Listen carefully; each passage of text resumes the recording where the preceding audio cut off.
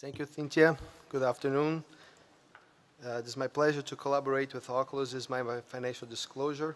This is my colleagues that I am very glad to collaborate with. So when we talk about the quest to enhance ectasia diagnosis, it's very important that we have to go further. We have to go beyond, but not over. We have to go beyond topography. We have to go beyond understanding of the diagnosis of mild keratoconus. We have to understand that we have to understand susceptibility for ectasia to develop so that we can get understanding for how to help these patients. And biomechanical properties are fundamental. I was fortunate to train with Steve Wilson, who is one of the lead experts on wound healing. And the second biological tissue property, it would be biomechanics. And we have Cynthia Roberts and BJ Dupes working very much on that since a long time ago. The dynamic Scheimpflug imaging takes a very nice characterization of the cornea deformation with 140 frames in 30 milliseconds, and this generates a lot of data. And it's very important that we understand how to analyze this data, and the beautiful work that Paulo and Ricardo did that led to the Troutman Award last year from the ISRS and the CBI, we can integrate all this data using linear regression analysis. We have done a lot of work to understand this before LASIK to screen patients at risk for refractive surgery, and the integration that we have with the Pentacam, with tomography and biomechanics, is what we are trying to present for you today. And we have the Ambrósio, Roberts, and Vinci Guerra display that integrates all that comes with the TBI and the PRFI, along with many other metrics. So how we do that? We have objective parameters. We need those because if you look at the experts, when they try to interpret those topography maps, they vary. They vary with themselves if you change the scales. So this is very important that you have objective parameters. Objective from topography, from front surface, from tomography, 3D, elevation, front and back, and thickness, and also from biomechanics. Ricardo did a great job on describing the Corvis metrics. We have the stiffness parameter, which is very obvious that if you ident the cornea more, you have a softer cornea. But you have to understand pressure. Pressure is definitely one of the most important things that we have to characterize with the Corvis, which is, by the way, the best tonometer we have on the market. We also need to have populations, how you set up the disease. And I come with this integration. You have to talk about how you tell it's better. It's better than topography, but topography is great to see topography abnormalities in a patient with 20/20 best correct vision, but the fellow eye of this patient just demonstrates you have to go beyond. Definitely not over, but beyond. And we included in objectively classifying those cases with normal topography, KISA less than 60, IS less than 1.4, central case less than 47, and no TKC detection of keratoconus. And those cases will be very important for us to enhance our ability to detect ectasia before the problem occurs on the surface. We also have to look at accuracy, ROC curves, and we have to integrate with artificial intelligence. This has been one of the most important work done by Bernardo Lopes, who is finishing his PhD in a few months with all this thesis. We did many ways of integrating the data, and the random forest with live one out was the best one. So we have to correlate those data and compare with the metrics that we have, like the BAD-D. We created a BAD-DI so that we have a correlation easier to compare because it's going to be from 0 to 1. We have dot plots, and we can compare those. The random forest is a very interesting metric calculation that you can integrate data using a very nice and fancy analysis. You have to be very careful for not having an overestimation for getting a good validation, and the leave one out cross validation really validates the model so that we have tomography data, biomechanical data, and we get an outcome with the artificial intelligence. So here we have the BAD-D. You see the distribution. You have very good separation for the abnormal case. You have 204 in the original study for the keratoconus patients, and we have the 94 cases with very asymmetric ectasias, so that 72 we had the fellow eye with ectatic disease that was able to be measured before any surgery. And you see the curves here, and the separations are much higher with the TBI. So the TBI comes with 100% sensitivity and specificity in this training system that was published in the JRS last year. And for the very asymmetric cases, we have 90% sensitivity with only 4% false positives. So I do believe this is a surrogate of what we call a susceptibility from stability to the disease on the biomechanical metrics. So this is one of the most interesting papers I have ever worked with in my career, and this is published in the JCRS as well.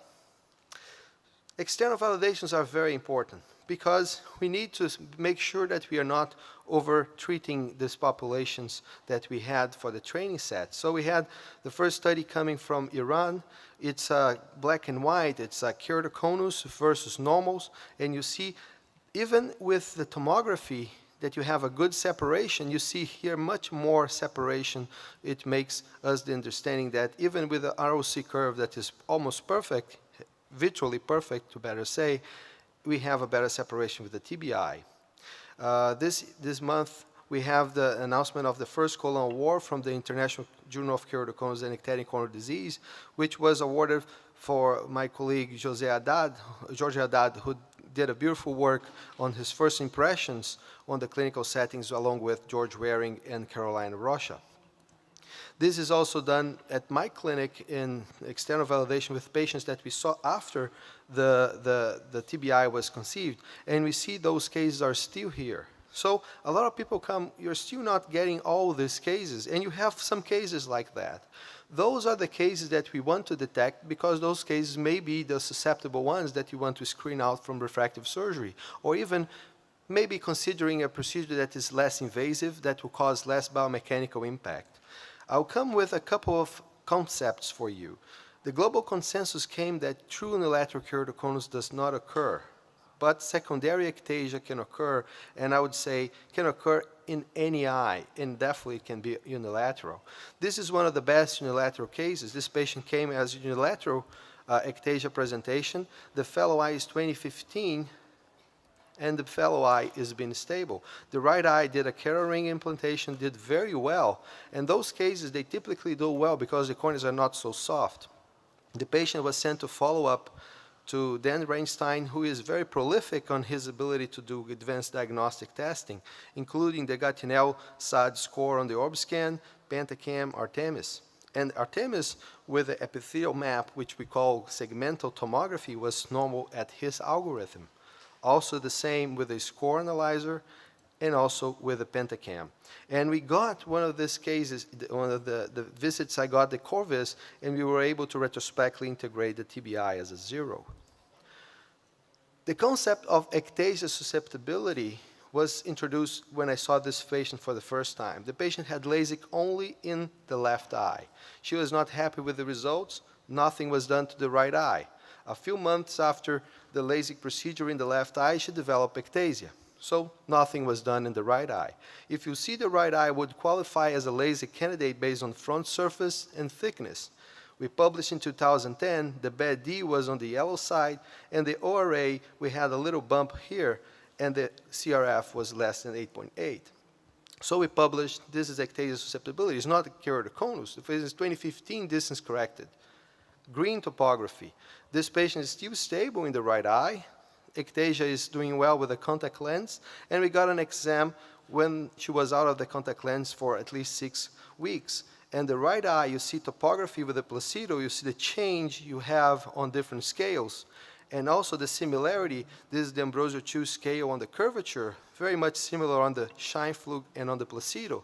And this patient was analyzed on the TBI, and you see a very abnormal TBI. This is interesting that this patient is 2015 distance correct vision. So it's a good example of ectasia susceptibility.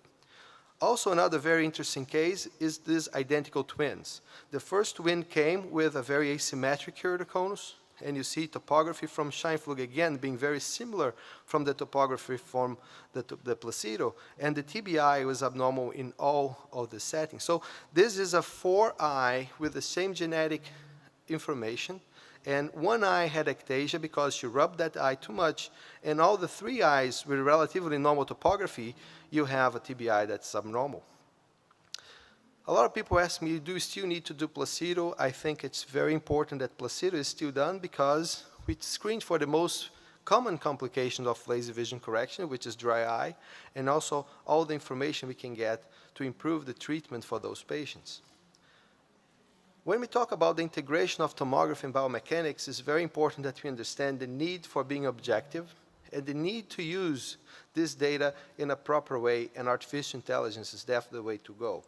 It's important to understand that diagnosis and screening is different. Also, staging, prognosing, seeing progression, and planning procedures will be different approaches for using the objective information that we have from imaging. Enhanced ectasia, we have to go beyond, but definitely not over. Unilateral ectasia can occur. I prefer to call those cases ectasia, not keratoconus. And eventually, before we have screening with the genetic approach, we'll be able to understand what is more phenotype ectasia, what is a more genetic ectasia. And some of these cases, they can present with bilateral disease or susceptibility, or what we call as FRUST, which is probably not the best term for that. Ectasia susceptibility characterization is what we are trying to do, and definitely advanced topography is still necessary for ocular surface evaluation in this true revolution that we have in corneal imaging that is in a huge and fast evolution. Thank you very much.